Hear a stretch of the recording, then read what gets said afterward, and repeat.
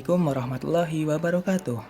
Kami dari kelompok 5 ingin menjelaskan tentang Islam pada masa keemasan di Spanyol yang meliputi tentang aspek ekonomi dan manajemen. Langsung saja, yaitu yang pertama, proses masuknya Islam di Spanyol. Islam pertama kali masuk ke Spanyol pada tahun 711 Masehi melalui jalur Afrika Utara. Sebelum penaklukan Spanyol, umat Islam telah menguasai Afrika Utara dan menjadikannya sebagai salah satu provinsi dari dinasti Bani Umayyah. Penguasaan sepenuhnya atas Afrika Utara itu terjadi di zaman Khalifah Abdul Malik pada tahun 685 sampai 705 Masehi. Dalam proses penaklukan Spanyol, terdapat 3 pahlawan Islam yang dapat dikatakan paling berjasa memimpin satuan-satuan pasukan ke sana, yaitu yang pertama, Tarif Ibnu Malik, yang kedua, Tarik Ibnu Ziyad, yang ketiga, Musa Ibnu Nasir. Nah, Tarif Ibnu Malik dapat disebut sebagai perintis dan penyelidik. Ia menyeberangi selat yang berada di antara Maroko dan benua Eropa itu dengan satu pasukan perang 500 orang. Di antaranya adalah tentara berkuda. Mereka menaiki 4 buah kapal yang disediakan oleh Julian. Ia menang dan kembali ke Afrika Utara membawa harta rampasan yang tidak sedikit jumlahnya. Didorong oleh keberhasilan Tarif dan kemelut yang terjadi dalam tubuh kerajaan Visigotik yang berkuasa di Spanyol pada saat itu, serta dorongan yang besar untuk memperoleh harta rampasan perang. Musa Ibnu Nasir pada tahun 711 Masehi mengirim pasukan ke Spanyol sebanyak 7.000 orang di bawah pimpinan Tarik Ibnu Ziyad. Kemenangan pertama yang dicapai oleh Tarik Ibnu Ziyad yaitu membuka jalan untuk penaklukan wilayah yang lebih luas lagi.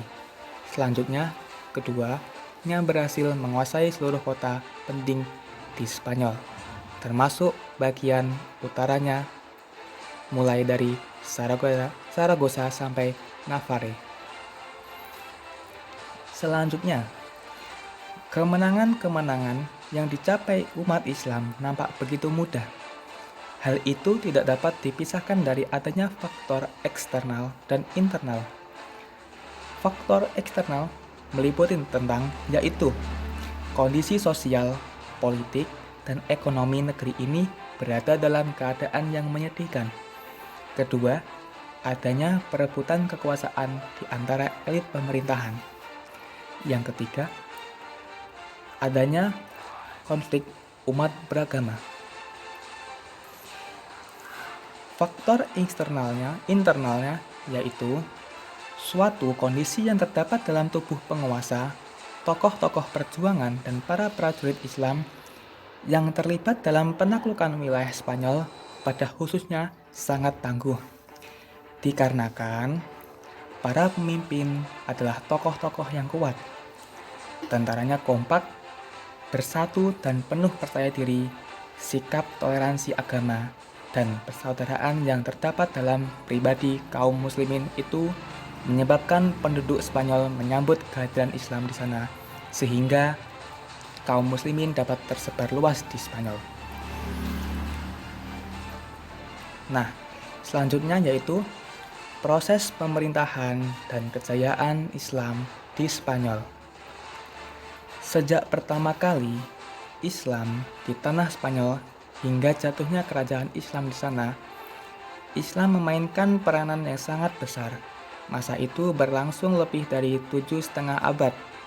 Sejarah panjang yang dilalui umat Islam di Spanyol itu dapat dibagi menjadi 6 periode, yaitu periode pertama dari tahun 711 hingga 755 Masehi. Pada periode ini, Spanyol berada di bawah pemerintahan para wali yang diangkat oleh Khalifah Bani Umayyah yang berpusat di Damaskus. Pada periode ini, Andalusia secara politis belum stabil. masih terjadi perbuatan kekuasaan antar elit penguasa atau masih adanya ancaman musuh Islam dari penguasa setempat. Stabilitas politik negeri Spanyol belum tercapai secara sempurna. Gangguan-gangguan masih terjadi, baik datang dari luar maupun dari dalam. Gangguan-gangguan itu yaitu dari dalam antara lain berupa perselisihan di antara elit penguasa, terutama akibat perbedaan etnis dan golongan. Dan gangguan dari luar datang dari sisa-sisa musuh Islam di Spanyol yang bertempat tinggal di daerah-daerah pegunungan yang memang tidak pernah tunduk kepada pemerintahan Islam. Karena seringnya terjadi konflik internal dan berperang menghadapi musuh dari luar, maka dalam periode ini Islam Spanyol belum memasuki kegiatan pembangunan di bidang peradaban dan kebudayaan. Periode ini berakhir dengan datangnya Abdurrahman al-Dakhil ke Spanyol pada tahun 138 Hijriah atau 755 Masehi. Selanjutnya yaitu masuk ke periode kedua pada tahun 755 hingga 912 Masehi. Pada periode ini, Spanyol berada di bawah pemerintahan seseorang yang bergelar Amir atau disebut Panglima atau Gubernur, tetapi tidak tunduk kepada pusat pemerintahan Islam yang ketika itu dipegang oleh Khalifah Abbasiyah di Baghdad. Amir pertama adalah Abdurrahman I yang memasuki Spanyol tahun 138 Hijriah atau 755 Masehi dan diberi gelar Ad-Dakhil, yaitu yang masuk ke Spanyol. Dia adalah keturunan Bani Umayyah yang lolos dari kejaran Bani Abbasiyah. Pada periode ini, umat Islam Spanyol mulai memperoleh kemajuan-kemajuan baik dalam bidang politik maupun dalam bidang peradaban.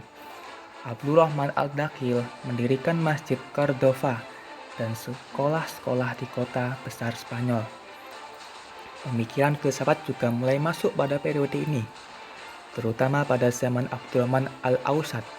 Ia mengundang para ahli dari dunia Islam lainnya datang ke Spanyol, sehingga kegiatan ilmu pengetahuan di Spanyol mulai semarak. Masuk ke periode ketiga pada tahun 912 hingga 1013 Masehi.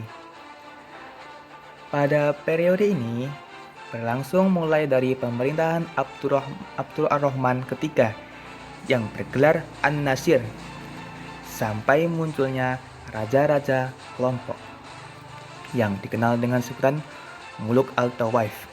Pada periode ini Spanyol diperintah oleh penguasa dengan gelar Khalifah.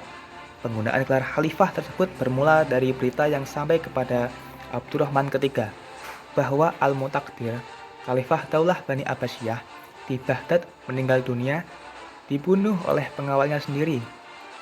Khalifah-khalifah besar yang memerintah pada periode ini ada 3 orang, yaitu yang pertama Abdul ar-Rahman an-Nasir, yang kedua Hakam II, yang ketiga Hisham II.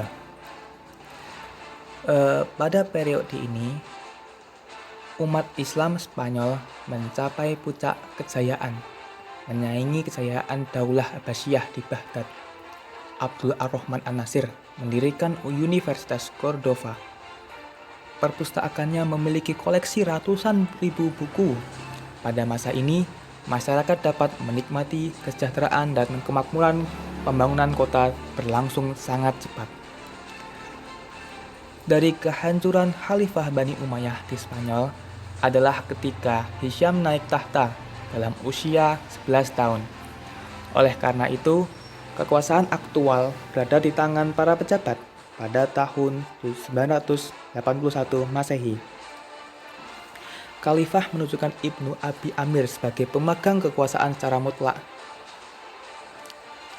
Dia seorang yang ambisius yang berhasil menancapkan kekuasaannya dan melebar wilayah kekuasaan Islam dengan menyingkirkan rekan-rekan dan saingannya. Ia wafat pada tahun 1002 Masehi. dan digantikan oleh anaknya yang bernama Al-Muzaffar yang masih mempertahankan keberhasilan dan keunggulan kerajaan. Akan tetapi, setelah wafat pada tahun 1008 Masehi, dalam beberapa tahun saja, negara yang tadinya makmur kemudian dilanda kekacauan. Akhirnya, pada tahun 1013 Masehi, Dewan Menteri yang memerintahkan Cordova menghapuskan jabatan khalifah. Ketika itu, Spanyol sudah terpecah belah dalam banyak sekali negara kecil. Untuk periode selanjutnya akan dijelaskan oleh rekanku Humairah Fatira Nanda. Dipersilahkan. Afrika Utara. Mula-mula, Barbar dipimpin oleh Yusuf bin Tashfin mendirikan Daulah Murabitin, kemudian datang ke Spanyol untuk menolong umat Islam. Spanyol mengusir umat Kristen yang menyerang Seville pada tahun 1086 Masehi, tetapi kemudian menggabungkan Muluk al-Tawaf ke dalam dinasti yang dipimpinnya sampai tahun 1143 Masehi. Ketika dinasti ini melemah, digantikan oleh dinasti barbar lain, yaitu dinasti Muhawidin.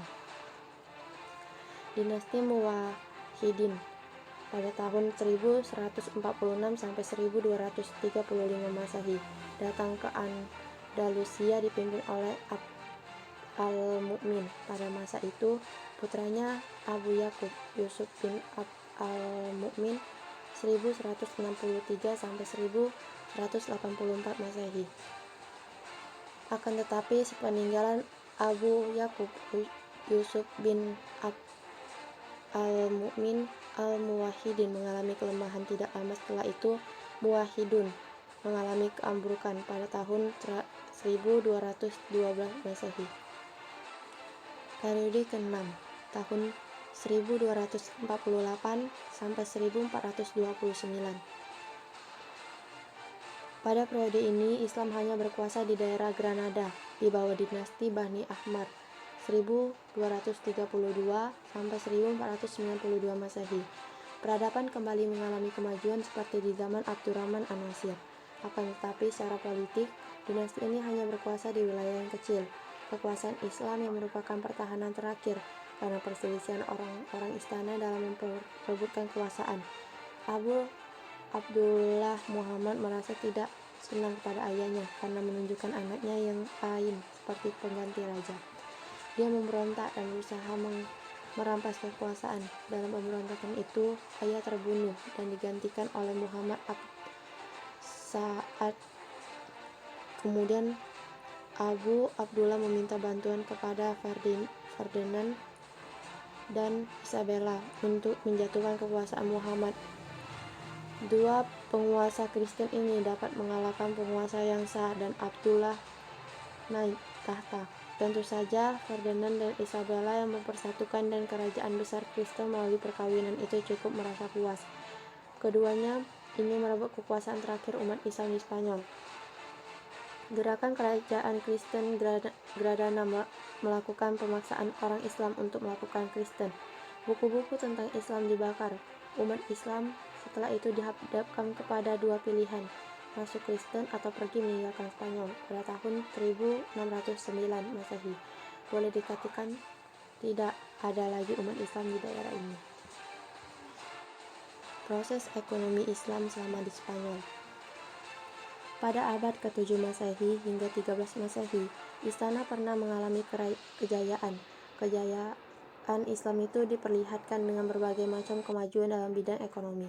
Seiring berjalannya waktu, pada pertengahan Islam di Spanyol, perekonomian Islam mengalami kemerosotan para penguasa, mementingkan pembangunan fisik dengan mendirikan bangunan-bangunan megah dan monumental. Demikian juga dengan iptek. Pemerintah dengan giat mengembangkan pada bidang iptek dan pembangunan sehingga menyebabkan bidang perekonomian kurang mendapatkan perhatian. Selain itu, banyak anggaran negara terserap untuk membiayai tentara bayaran untuk keamanan negara. Setelah berakhirnya periode klasik Islam, ketika Islam mulai memasuki masa kemunduran, Eropa bangkit dari keterbelakangannya. Kebangkitan itu bukan saja terlihat dalam bidang politik, dengan keberhasilan Eropa mengalahkan kerajaan-kerajaan Islam dan bagian dunia lainnya, tetapi terutama dalam bidang ilmu pengetahuan dan teknologi. Bahkan kemajuan dalam bidang ilmu teknologi itulah yang mendukung keberhasilan politiknya. Kemajuan-kemajuan Eropa ini tidak bisa dipisahkan dari pemerintahan Islam di Spanyol. Dari Spanyol, Islamlah Eropa banyak menimba ilmu. Pada periode klasik, ketika Islam mencapai masa sangat penting menyaingi Baghdad di timur, ketika itu orang-orang Eropa Kristen banyak belajar di perguruan-perguruan tinggi Islam di sana. Islam menjadi guru bagi orang Eropa, karena itu kehadiran Islam Spanyol banyak menarik perhatian para sejarawan. Dari kami, kelompok 5, apabila ada tutur kata yang salah dan ucapan, kami mohon maaf sebesar-besarnya. Wassalamualaikum warahmatullahi wabarakatuh.